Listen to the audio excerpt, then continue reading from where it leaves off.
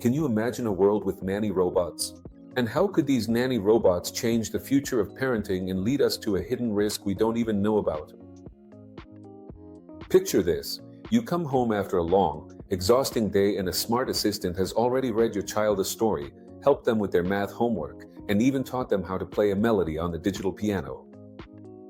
That sounds like a dream, doesn't it? But artificial intelligence, which is becoming more and more present in our lives, promises to make everything simpler. Now, can we really trust artificial intelligence with raising our children? What happens if, in the midst of all this convenience, we start to feel a disconnect or an emotional void between parents and children? Today, on A More Human Sarcosilla, we're going to explore this question that keeps haunting us. Can robots be the new babysitters? The truth is that AI is already here, helping us in many aspects of raising our children, but we should think of it as a super assistant, not as a replacement for parents. It can help us academically, since there are AI applications that personalize learning and identify our children's weaknesses, whether in math or reading, and offer exercises tailored to them. It's like having a private tutor who never gets tired and adapts to each person's pace. There's also educational entertainment. There are interactive games, personalized stories, and augmented reality experiences that not only entertain, but also teach about space, history, biology, and do it in a way we've never seen before. It's as if the book comes to life. Also, when it comes to home assistants, there can be smart baby monitors that detect sleep patterns, robot vacuums that clean while we play with our kids, or voice assistants that play relaxing music so we can sleep better at bedtime. All of this is to give us more time to spend together. Another thing that artificial intelligence enables is inclusion for children with special needs. There are AI tools that help children with autism develop social skills, or alternative communication apps that allow those who can't speak to express themselves. This is artificial intelligence with a huge heart. It sounds wonderful. Now, it promises us efficiency, it promises us personalization, and even extra time for ourselves. But here comes the part that makes us think, is emotional disconnection and the loss of the human touch a real risk we're exposing ourselves to? Some people call this the dark side of the moon.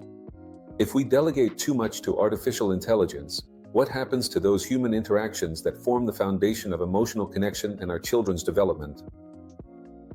The irreplaceable human touch and emotional connection can't be achieved by a robot.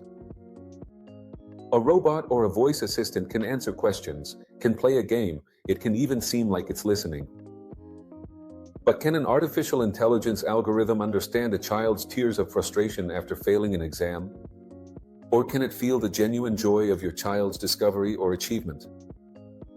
Think of it this way, an AI program can simulate a hug or a smile on the screen, but it doesn't have the warmth of a real hug from mom or dad. It's like giving a plate of food to a hungry child. You satisfy their hunger, but it doesn't nourish the soul or the heart. Deep emotional connection is born from shared vulnerability, from spontaneous laughter, from comforting each other in tough times. And those are things that a machine can neither replicate nor make our loved ones feel. We have to be careful because we're being affected by the erosion of communication and empathy. If AI takes care of the chores, the games, the reading, then where does that precious time of interaction between parents and children go?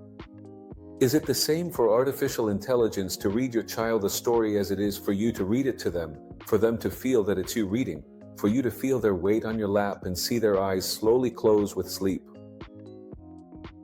It's in those moments, in the small everyday interactions, where emotional bridges are built between parents and children, and where nonverbal language is understood, the tone of voice, the look, effective communication that goes beyond words, and the development of empathy, which is that ability to put ourselves in someone else's shoes.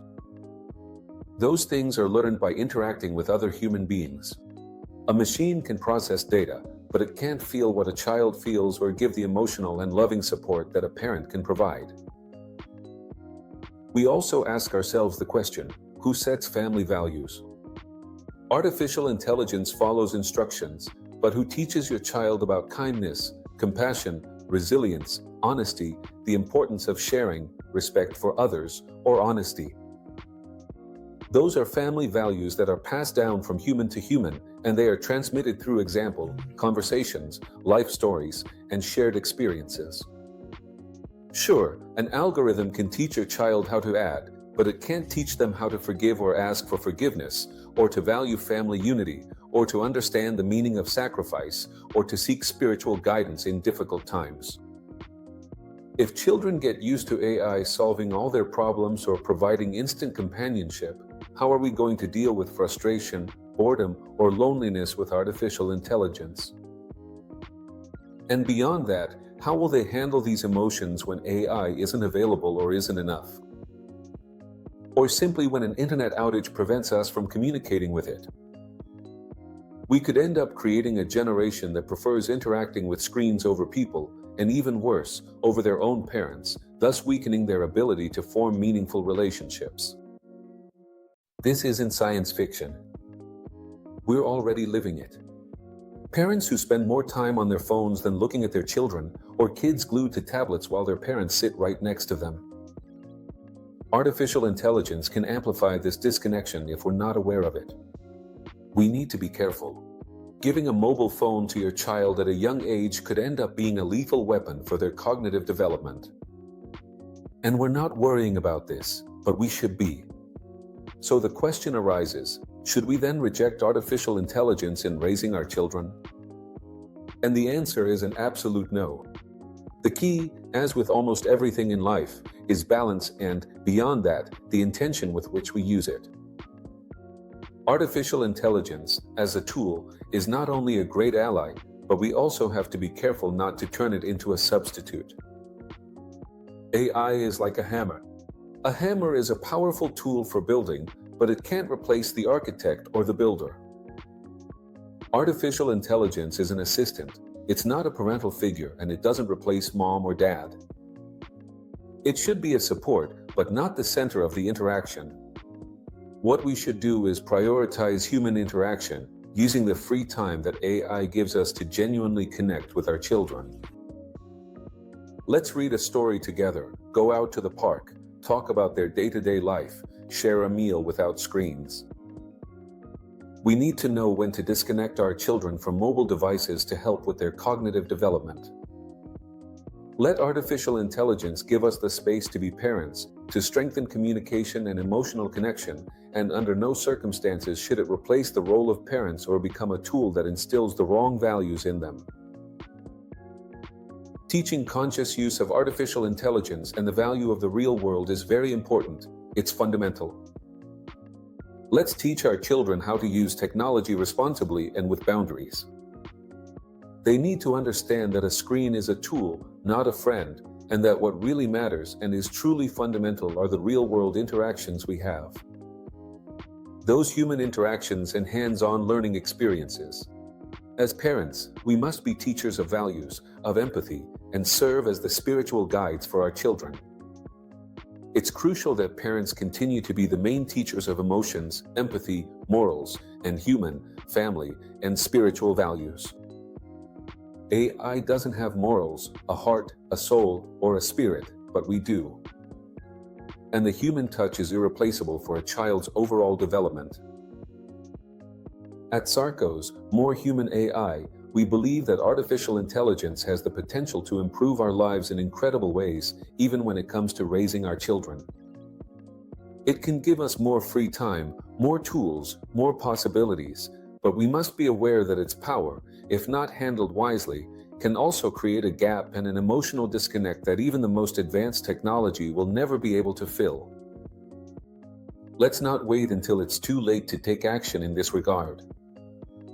Technology is advancing by leaps and bounds, and it's our duty as parents and as a society to decide what kind of future we want for our children. Do we want a future where artificial intelligence complements us, enhancing family connection and the human touch, or a future where artificial intelligence replaces us, even in the most fundamental aspects of parenting? The answer, as always, is in our hands. And there's something very important we need to make clear. There are parents who understand that artificial intelligence can't raise their children, but even so, they have handed over their children's upbringing to mobile devices like tablets and cell phones. There must be consistency between our convictions and our actions as parents.